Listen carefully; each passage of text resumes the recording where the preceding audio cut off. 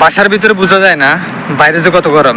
যখন মানুষ বাসা থেকে বাইরে তখন বুঝতে পারে বাইরে যে কত যে গরম। তো আমি আজকে বাসা থেকে বাইরে এলাম, বাইরে বুঝতে পারলাম বাইরে যে আপনার কত যে গরম। এটা হলো একটা কম্পাউন্ডার।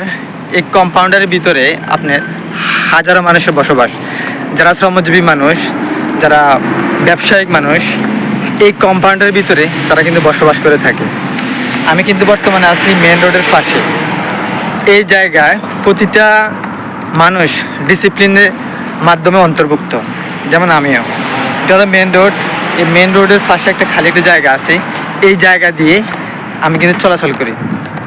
আর এই জায়গা আপনার প্রতিটা জায়গায় আপনার সিসি ক্যামেরা লাগানো হয়েছে।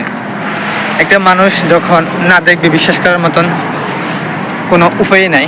এই হলো সিসি ক্যামেরা, যেখানে যাবেন সেইখানে কিন্তু সিসি ক্যামেরা ছাড়া কোনো শব্দ নেই। আর এদেশের মানুষ যদি কোনো অন্যায় কাজ করে থাকে, এদেশের সরকারের কাছে কিন্তু সকল ডাটা কিন্তু থেকে যায়। কারণ এই জায়গাতে আপনার প্রতিটা জায়গায় আপনার সিসি ক্যামেরা কিন্তু লাগানো হয়েছে। মানুষ যখন অন্যায় কাজ করে থাকে, এই সিসি ক্যামেরা দেখে কিন্তু তাকে শনাক্ত করে তাকে কিন্তু আইনের আওতায় কিন্তু নিয়ে আসা হয়। ডিসিপ্লিন। এই একটা গাড়ি যাচ্ছে, এই গাড়ির সামনে কিন্তু একটা সিগন্যাল আছে। এই সিগন্যাল যখন লাল নীল হলুদ বাতি যখন জ্বলে তখন গাড়ি অটোমেটিক থেমে যায়। এই জায়গাতে সিস্টেম হলো এটাই। আর ডিসিপ্লিন ছাড়া কোনো শব্দই নেই এই জায়গাতে। প্রতিটা জিনিস আপনার ডিসিপ্লিনের মাধ্যমে আপনার চলে থাকে এই জায়গাতে বেশিরভাগ।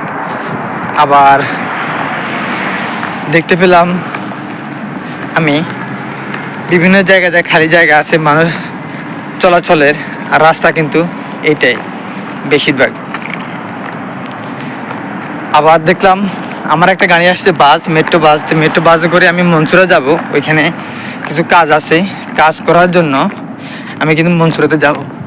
এখন কিন্তু আমি মেন রোডের পাশে আছি, কিন্তু গাড়ি আসছে কি না আমি দেখতে পাইতেছি না।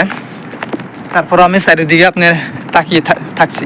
আমার কিন্তু মেট্রো কিন্তু চলে যাচ্ছে, আমি কিন্তু মেট্রোর পাশে কিন্তু চলে আসছি। কিন্তু হয়তোবা আমি মেট্রোর যে জায়গা আছে ওইটা দেখতে পাবো না।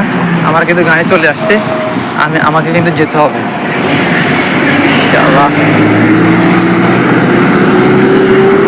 আমার গাড়িকে সিগন্যাল দিলাম কিন্তু গাড়ি থামলো না। করার কিছু নেই, আমাকে তো চলে যেতে হবে যেখানে মেট্রো